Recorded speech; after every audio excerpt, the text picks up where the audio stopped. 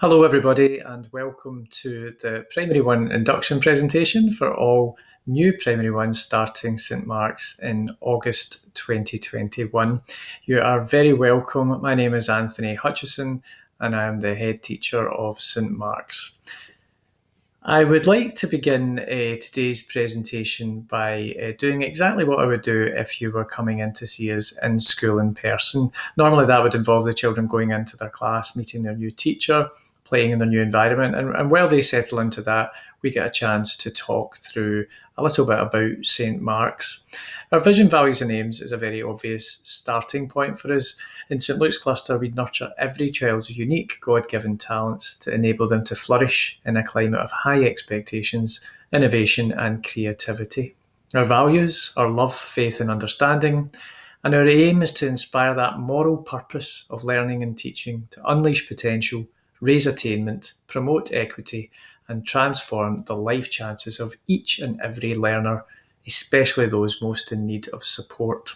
And those aims, those visions and values are very consistent across our cluster, both in Arthurlie Family Learning Centre and throughout St Mark's, St John's and St Thomas's or other cluster primary schools and St Luke's High School. And that's something that we work very closely together on to ensure the children get that consistent experience as they move all the way through from 3 years old, in some cases younger than 3 years old, to 18. One of the most important starting points when we're talking about your child's journey in St Mark's is that you have chosen a Catholic school for your child. And this is something that's important to you and it's very important to us.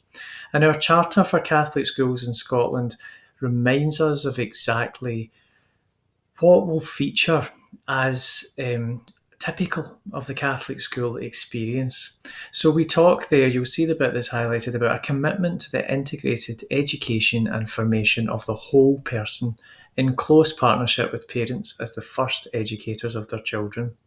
Two really important points there. The section in red, which talks about it being the formation of the whole person, reminds us that we look at education holistically. Yes, it's important that we get to know your children as readers and we get to understand how well they can write or they can count, how well they can relate to other children and listen to instructions and all these aspects of education that will lead to success for them. But we look much, much deeper than that and much more broadly to encompass the whole child and really thinking of them holistically at all times. And our Catholic Charter really reminds us of the dignity of every single person in our school community and how we are all unique and made in the image of God. And therefore, when we uphold that God-given dignity in all of our interactions with the children and looking at their talents and their strengths, not in terms of what a perfect child might look like, but what every child comes to us like. We take that starting point and we get to know them and we work in partnership with you as those primary educators of the children to develop them and to give them every opportunity to fulfil that potential. This slide here refers to some aspects of the health and well-being curriculum. And I'm not going to take you through all 8 curricular areas and talk to you about each of the experiences and outcomes. That would take far too long. But this slide is one I think is very important for primary 1 parents, especially if this is your first time that one of your children is coming to primary school. And the reason I put this slide up is just to point out that maybe sometimes some of the things that children may find difficult as they come into a new setting, and some of the things maybe that parents can sometimes find difficult when their children talk to them about it, are things that we very much expect. We expect them and we plan for them. And often we create learning experiences that allow the children to work through some of these things. So if we look at the slide there, it says, I can expect my learning environment to support me, to meet challenges, manage change and build relationships. But you'll see the words in red throughout this list here. Challenges, change, relationships, achievement, resilience and confidence, social skills, decisions about my behaviour, looking after me, listening to my concerns, managing risk, finding help. When we consider all of those words together, it can make it sound like the primary one and the school experience is going to be fraught with difficulties. That's not the case. The children, for the vast majority of the time, will be very settled and very happy. But there's going to be moments where they are going to have challenges. There's going to be new learning experiences they've maybe never had before. They're maybe going to have to form new relationships with children that weren't in their group at nursery or weren't even at their nursery at all. And we expect these things to happen, and our staff are very skilled at managing this transition for the children and supporting them so that they've got the skills and strategies to be able to work through things. And all I would ask for you, of you, as the parents of the children, is that you support them with this as well, so that the first time maybe they come home and something hasn't quite gone to plan in school, you're that voice of calm and reason, just as we will be in school, reminding them that it's okay to find things difficult. Or sometimes maybe if they've been left out in the playground, that's a shame that happened, but how can we go in tomorrow and make this better? And always reminding them of all the people they've got in school that can help them in any situations they're unsure of, and just being that calm, reassuring voice at home, so that we can continue to work in partnership and in a consistent way with our children, as they learn and as they grow and as they develop. And one of the things we have in school, you'll learn as we go through, is a growth mindset award every week that's given out at assembly, and that's really to try and promote those qualities of resilience and determination, perseverance, not worrying about making mistakes. And the children will hear a lot of that positive language around their growth and development. And the more that can be echoed at home in your approach, the more likely it is that the children will really believe it, and it will really begin to help them. I've also included here a little section about play. You'll be well familiar, having watched your child grow up in these first few years before school and attending nursery, of how important play is to them and how much they enjoy it and how particular they will be about which types of play they like and which types of play they're good at. And there's a couple of quotes on this page I think are very important. Now, the one at the bottom there that says, "Play creates a brain that has increased flexibility and improved potential for learning later in life."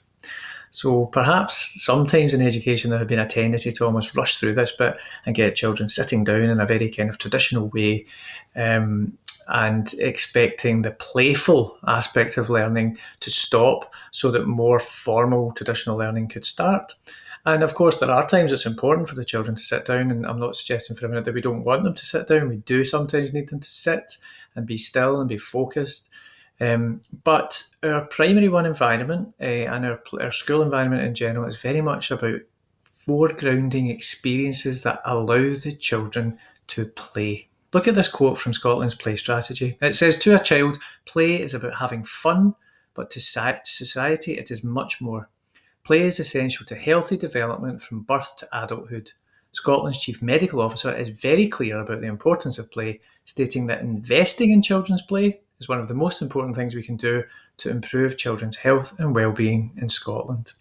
Now, we've lived through a time recently where there have been so many limitations on the kinds of things that our children can do, both in school and out of school.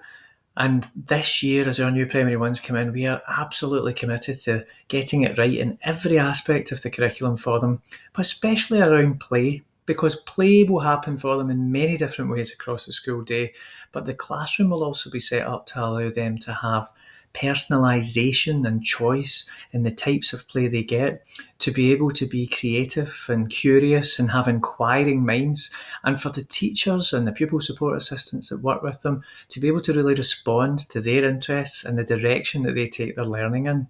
And I think importantly, as that picture shows, a lot of that play will also happen outdoors. So we really need your partnership in this as well, that we expect the children to be outdoors, whatever the weather, unless it's adverse weather and it's dangerous, we'd expect them to be outdoors, warm, cold, windy, wet. As long as they've got the right clothing and we feel they're all wrapped up and it's safe for them to be out, then we'll be taking them out and getting them that fresh air and those opportunities to play outdoors as well as indoors. And that's something it's an entitlement for all children in our curriculum.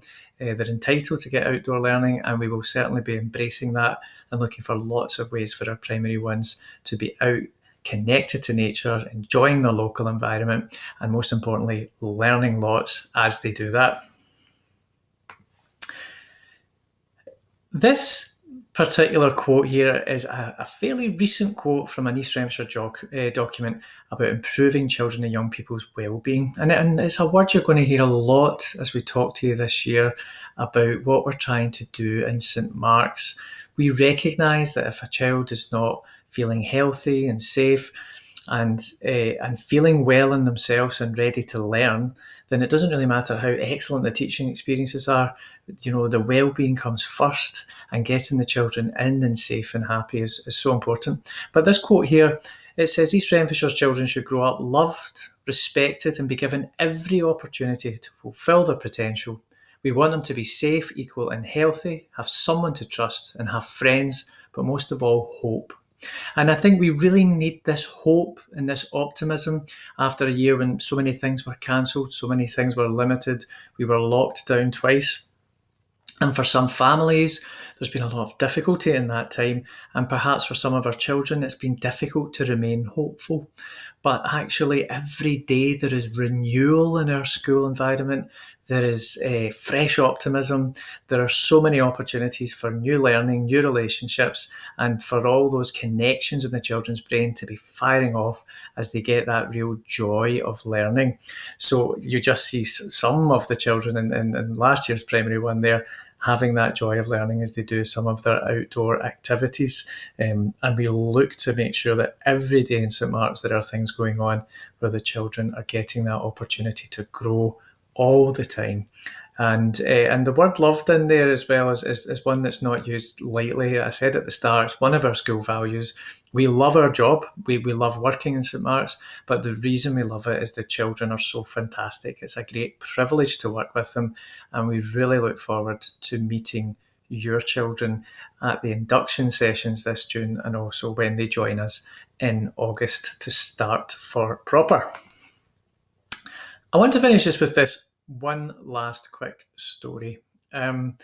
This story was told to me by a professor of English when I studied to be a teacher many years ago, and it takes us back to the Catholic Charter that I shared at the start. The Catholic Charter talks about a commitment to the search for wisdom in life and to the pursuit of excellence through the development of each person's unique God-given talents. And there's a reminder in that statement that God has given us what we need. And my professor at university used to talk about his daughter, who was grown up by the time he told this story. But when she was a little girl, about the age that a lot of your children are just now, just before they start school, he remembers watching her peeling an orange. And she was very good with her hands, and she was quite, her fine motor skills were very good for a wee girl that age. And he remembers teaching her how to peel an orange in one continuous peel so that it looked like an elephant, like the one in the picture here. And this was a skill that she found really difficult at first, but she would practice and practice and practice with that little finger, peeling off oranges and satsumas and clementines and anything she could get a hand on. And eventually she mastered this and was able to do this every time. And from the age of about 5, that's how she always peeled an orange, and took great delight in sharing her various creations with people. That same girl went on to have a very enjoyable and successful school career and went on to study and became a brain surgeon. And my professor spoke very proudly of the fact that his daughter now lived in France. She had a family, she spoke 2 languages, and each day she would go in and carry out the very important and intricate work of essentially peeling people's heads open and operating on their brains and carrying out this life-saving surgery. And the point in telling us this story, he said, was that when his little girl was at 4 or 5, about to go to school, as a parent, he used to worry. He used to worry, does she have enough? Have I done enough for her? Will she be okay when she goes off on her own? Is she going to be able to be independent? And he spent a lot of time worrying about that, and then as she got a bit older, he worried about other things, and he worried a lot along the way. And he would pray a lot about it. He was a man of faith, but he still worried. And as an older man, when he looked at his grown up daughter carrying out this brain surgery, he realised that the worrying had changed nothing. In fact, that little girl who had been able to peel an orange very carefully had everything that she needed at the age of 5 to go on and be that very successful woman in her 20s and her 30s and her 40s. And actually, he realised that all she needed was the right stimulus at the right time with the right teachers in the right school to create fantastic learning experiences and develop those God given talents that were already there. And we really believe in St. Mark's that your child already has everything they need. They may find some things difficult. They may have barriers to learning. There may be challenges along the way, but that's okay because they've got what they need, and we are committed to providing those learning experiences that are really stimulating and that really draw out that God-given talent that is within them. And so, ladies and gentlemen, I'm sorry we're not able to have this conversation in person and for us to be able to meet face to face. But I really look forward to having those conversations with you.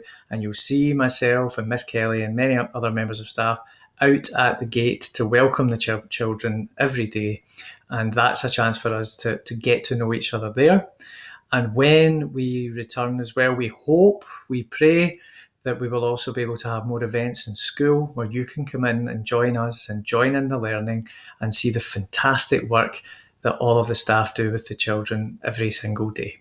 So I wish you all a very happy and healthy summer, and I really look forward to meeting the children when they start with us in August. Thank you.